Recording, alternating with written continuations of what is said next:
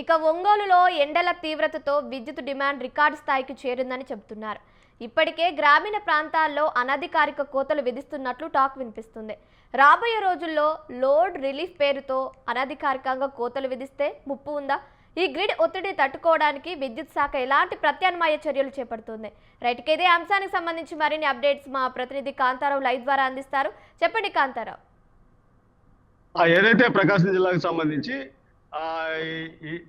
గరిష్ట ఉష్ణోగ్రతలు నమోదవుతున్న క్రమంలో ఏదైతే 47 డిగ్రీలు నమోదవుతున్న క్రమంలో విద్యుత్ వినియోగం ఎక్కువగా ఉందని చెప్పుకోవాలి. అయితే ఈ గరిష్ట ఉష్ణోగ్రతలు తట్టుకోవడానికి పట్టణ ప్రాంతాలే కాకుండా గ్రామీణ ప్రాంతాలలో కూడా విద్యుత్ వినియోగం ఎక్కువగా ఉందని చెప్పుకోవాలి. ఏదైతే ఏసీలు అయితేమి, కూలర్లు అయితేమి, అలాగే ఫ్యాన్లు అయితేమి విద్యుత్తుని ఎక్కువగా వాడుతున్న పరిస్థితి అయితే ఉందని చెప్పుకోవాలి. ఎందుకంటే ఈ ఉష్ణాన్ని తగ్గించు నుండి ఉపశమనం పొందడానికి ఇటు గృహ వినియోగదారులు ఎవరైతే ఉన్నారో కూలర్లు వాడటం, అలాగే ఏసీలు వాడటం, అలాగే ఫ్యాన్లు వాడటం విద్యుత్ వినియోగం అధికంగా ఉందని చెప్పుకోవచ్చు. అలాగే దీనికి సంబంధించి ఉమ్మడి జిల్లాల్లో సైతం కూడా ఆ విద్యుత్ వినియోగం పూర్తిగా వినియోగం ఏర్పడుతుందని చెప్పుకోవచ్చు. అయితే రాష్ట్రంలో రికార్డు స్థాయిలో సుమారు 281 మిలియన్ యూనిట్లు నమోదవుతున్నాయి. అయితే ఉమ్మడి జిల్లాలో గత 3 రోజులుగా 10.5 మిలియన్ యూనిట్ల వరకు వినియోగం అయితే అవుతుందని అధికారులు చెప్తున్న పరిస్థితి ఉంది. అయితే ఈ ప్రకారం ఈ ఏడాది మేలో 8.22 మిలియన్ యూనిట్లు కాగా, అలాగే 2.25 మిలియన్ యూనిట్ల మేర విద్యుత్ వినియోగం పెరిగే అవకాశం ఉందని చెప్పేసి అధికారులు అయితే తెలియజేస్తున్న పరిస్థితి ఉంది. అయితే ఈ విద్యుత్ వినియోగం ఇలాగే పెరిగితే రిలీఫ్ హాలిడే ప్రకటించే అవకాశం అయితే ఉంటుంది.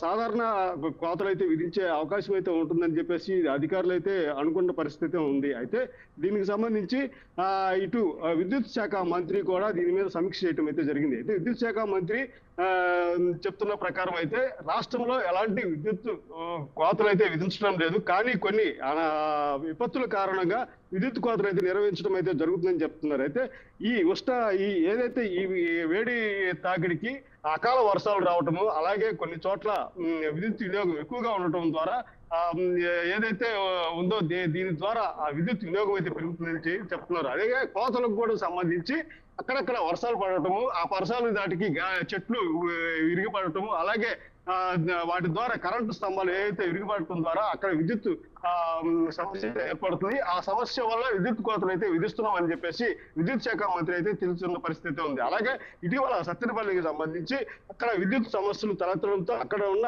కార్మికులు ఇద్దరైతే చనిపోవడం అయితే జరిగింది. అయితే ఎవరైతే విద్యుత్ శాఖ మంత్రి అయితే ఉన్నారో ఆ విద్యుత్ శాఖ మంత్రి ప్రజలు సహనం వహించాలి, ఇప్పుడున్న పరిస్థితులలో ఈ విద్యుత్ వినియోగం ఎక్కువగా ఉంది, అలాగే కొన్ని చోట్ల అకాల వర్షాల కారణంగా ఇటు చెట్లు పడిపోవటం, అలాగే వేడి వల్ల కొన్ని చోట్ల కరెంటు ట్రాన్స్ఫార్మర్లు కూడా స్తంభించిపోతున్న పరిస్థితి ఉంది. కాబట్టి ప్రజలు కొంచెం సహనం పాటించి విద్యుత్ వినియోగాన్ని కొంచెం తగ్గించుకునేందుకు ప్రయత్నం చేయాలని చెప్పేసి ఇటు విద్యుత్ శాఖ మంత్రి అయితే చెప్తున్న పరిస్థితి ఉంది. అయితే ఇటు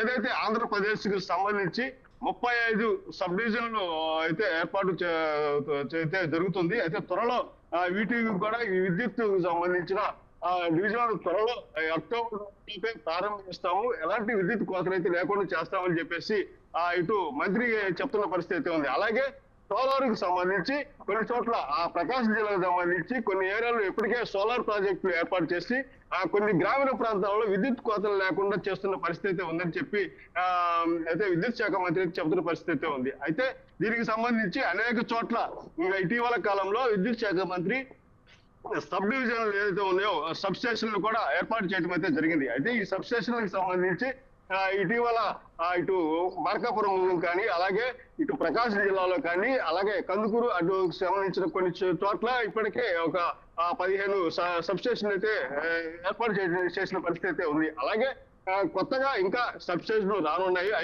అవి అక్టోబర్ నాటికి ఈ సబ్ స్టేషన్లు పూర్తయ్యే అవకాశం ఉందని చెప్పేసి విద్యుత్ శాఖ మంత్రి చెప్తున్న పరిస్థితి ఉంది. అయితే ఏదేమైనప్పటికీ ఇప్పుడున్న పరిస్థితులలో వడగాల్పులు రావడం ద్వారా ఇప్పుడు విద్యుత్ వినియోగం ఎక్కువగా ఉందని చెప్పేసి చెప్పుకోవచ్చు. అయితే అకాల వర్షాల కారణంగా కొన్ని చోట్ల విద్యుత్ స్తంభాలు తెగిపడిపోవడం, అలాగే కొన్ని చోట్ల వేడి మీద దాటికి ట్రాన్స్ఫార్మర్లు పేలిపోవడం వల్ల విద్యుత్ సమస్య అయితే ఏర్పడుతుందని చెప్పేసి మంత్రి చెప్తున్న పరిస్థితి ఉంది. అయితే ఈ విద్యుత్ సమస్యలు అనేవి ప్రస్తుతం ఆంధ్ర రాష్ట్రంలో విద్యుత్ కొరత లేదు. అలాగే 3 డిస్కమ్ల ద్వారా అయితే విద్యుత్ని అయితే ఆంధ్రప్రదేశ్ కి సరఫరా చేస్తున్నాము.